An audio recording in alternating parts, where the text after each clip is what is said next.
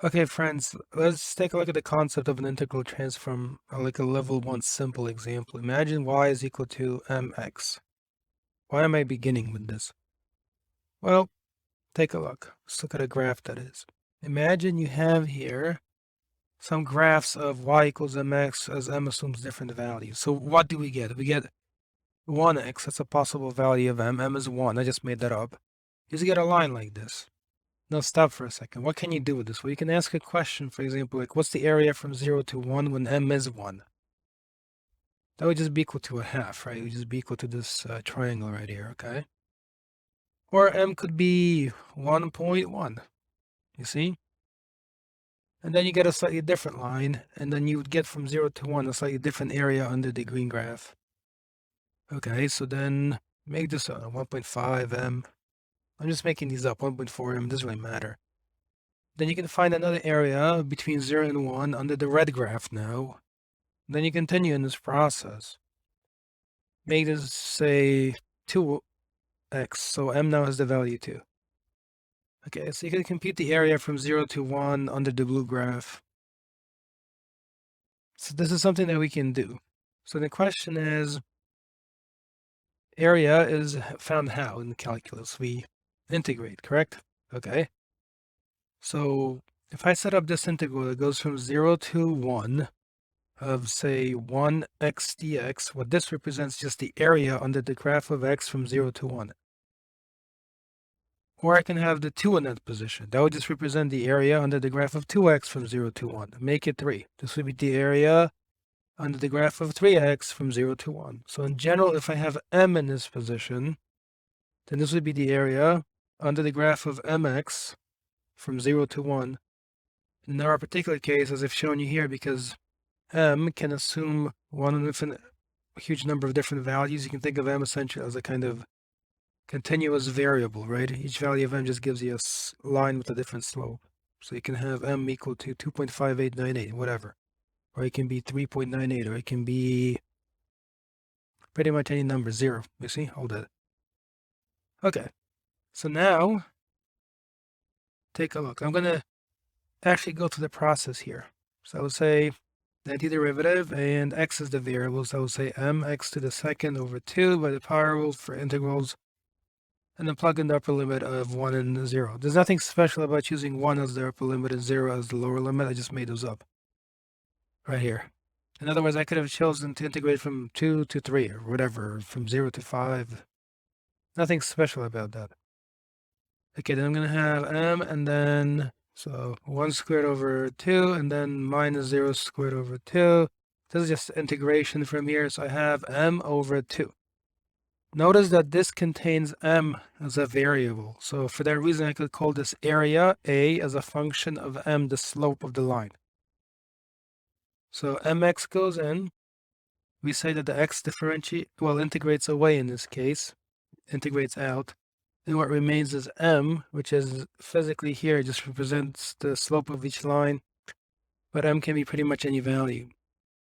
So in other words, we have the following function now, in m space, in slope space, for example. Okay, let me put that in here. I don't need that.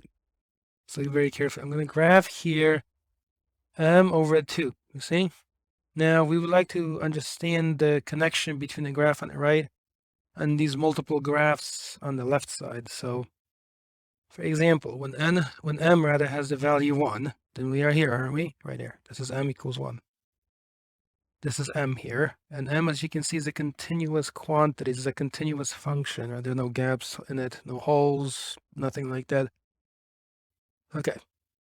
So then the y coordinate here, I'm going to do it over here. Look very carefully. The y is equal to just a definite integral from 0 to 1 of 1x dx this way. You see? Because m has the value 1, then right here, that's what this represents. See this? That's what the y coordinate means here. It's just the integral from 0 to 1 of 1x as that function. So in other words, the area in the region on the left side, the area, let me zoom in here maybe, on the region of interest. Hold on. Where was I? Yeah, about over here. Okay, so if you take, I believe, let's see, that was the black graph, okay? So if you take the black graph, look very carefully. It's one this way and then one up. So it's 1 by 1, that's 1. But then, as you can see, it's half of that. So it's 1/2. So over here, if you look very carefully, when m has the value 1, the value of this integral is 1/2. See? This represents the area under the black graph. Let's do this one more time just to illustrate things better. So for example, y is now equal to definite integral from 0 to 1, and make this a 2x dx. So in this case, m has the value 2, in other words. So you go through that process, you're going to get a point out of it. So let's see. That then corresponds to the following. Let me move this into position 1 second. So when m has the value 2, we're about right here. See this? Okay, so the integral from 0 to 1 under the black graph.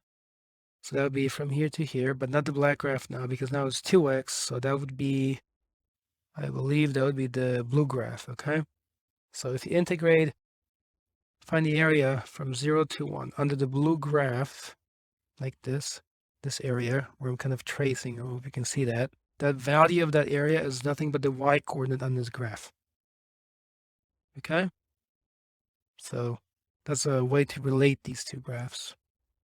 So in that case, it's equal to 1. Does that make sense? Well, it's 1 this way, and it's 2 up, but then you have to take half of the region. Well, 1 times 2 is 2, but then it's only 1/2 of it because it's triangular, so the value is 1.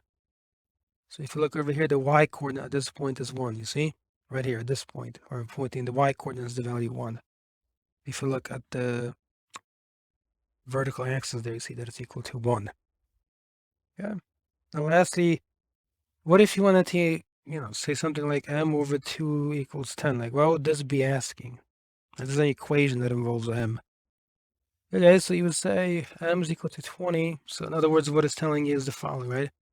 If we want the area from 0 to 1 to be 10, m must be 20. That's what it's telling you, see? So that's telling you, in other words, I would need to graph in this plane here a line with slope of 20. So you can get that by solving an equation in this system right here. Hopefully this is kind of like a somewhat understandable introduction to the concept of an integral transform, how to relate graphs between the two sides and such. This is just something that I invented on my own just to kind of try to explain the concept like a level 1 compared to Laplace and other ones that are far more sophisticated. Okay, because here at least we can visualize areas and things like that. So that is it. Please leave a like, please subscribe. Thanks so much for watching. I'll see you in another one.